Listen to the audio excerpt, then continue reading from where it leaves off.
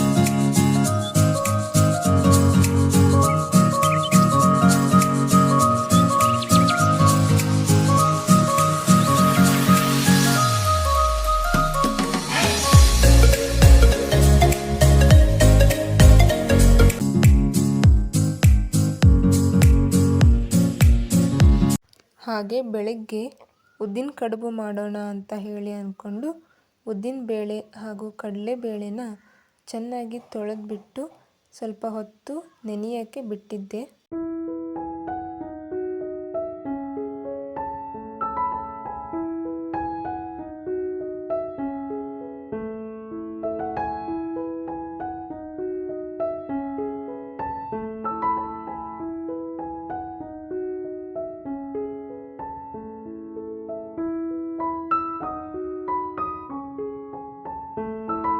ಹಾಗೆ ಸ್ಟವ್ ಮೇಲೆ ಒಂದು ಪಾತ್ರೆನ ಇಟ್ಕೊಂಡು ಅದರಲ್ಲಿ 1-2 ಕಪ್ ಆಗೋಷ್ಟು ನೀರನ್ನು ಹಾಕ್ಕೊಂಡಿದ್ದೀನಿ.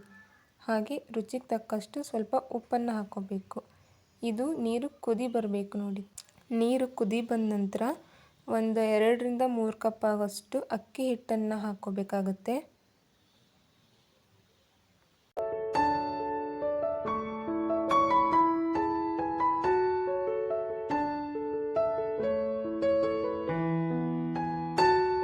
ಹಿಟ್ಟು ಹಾಕ್ತಿದ್ದಂಗೆ ನೀರು ಕುದಿ ಬರ್ತಾ ಇದ್ದಂಗೆ ನಾವು ಒಂದು ಸ್ಪೂನ್ ತೊಗೊಂಡು ಈ ಥರ ಹಿಟ್ಟನ್ನು ಚೆನ್ನಾಗಿ ಕೈ ಆಡಿಸ್ತಾನೆ ಇರಬೇಕು. ಗಂಟು ಬಿದ್ದ ಹಾಗೆಯೇ ನಾವು ಕೈ ಆಡಿಸ್ಕೊಳ್ಬೇಕಾಗುತ್ತೆ.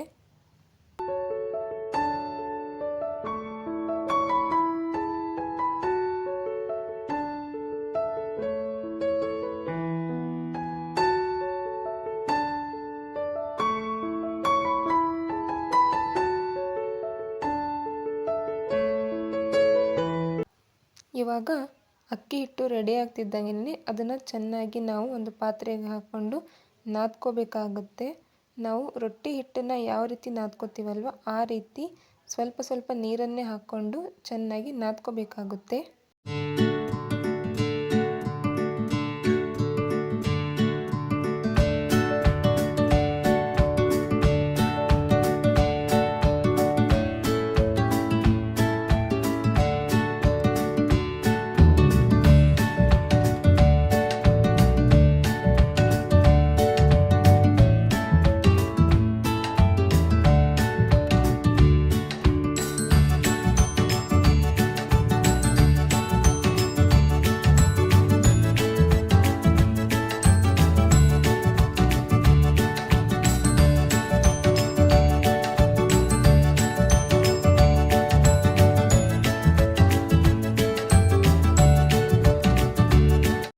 ಹಿಟ್ಟನ್ನು ಚೆನ್ನಾಗಿ ನಾದ್ಕೊಂಡಾದ್ಮೇಲೆ ಒಂದೊಂದಾಗಿ ಸಣ್ಣ ಸಣ್ಣ ಉಳ್ಳೆಗಳನ್ನು ಮಾಡ್ಕೋಬೇಕಾಗುತ್ತೆ.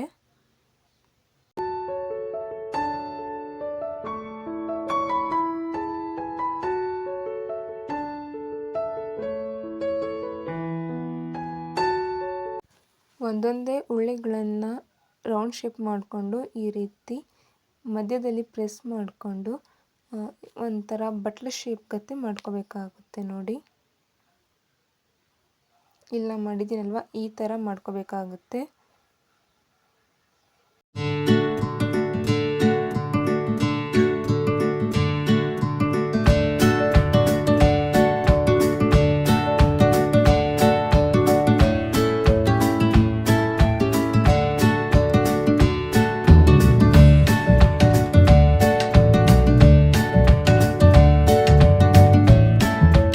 ಹಾಗೆಯೇ ನಾವು ಉದ್ದಿನಬೇಳೆ ಹಾಗೂ ಕಡಲೆಬೇಳೆನ ನೆನೆಸಿಟ್ಕೊಂಡಿದ್ವಲ್ವ, ಅದನ್ನು ಇವಾಗ ಒಂದು ಮಿಕ್ಸಿ ಜಾರ್ಗೆ ಹಾಕ್ಕೊಂಡು ಮಿಕ್ಸಿ ಮಾಡ್ಕೋಬೇಕಾಗತ್ತೆ. ನೆನೆಸಿರುವಂತಹ ಉದ್ದಿನಬೇಳೆ ಹಾಗೂ ಕಡಲೆಬೇಳೆ ಮತ್ತು ಸ್ವಲ್ಪ ಅದಕ್ಕೆ ಕರಿಬೇವಿನ ಸೊಪ್ಪನ್ನು ಹಾಕ್ಕೋಬೇಕಾಗುತ್ತೆ.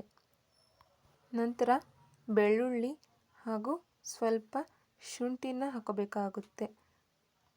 ನಂತರ ನಾವು ಹಸಿಮೆಣಸಿನ್ಕಾಯಿ ಮತ್ತು ಕೊತ್ತಂಬರಿ ಸೊಪ್ಪನ್ನು ಎರಡು ಪೇಸ್ಟ್ ಮಾಡಿ ಇಟ್ಕೊಂಡಿದ್ದೀವಿ. ಆ ಪೇಸ್ಟ್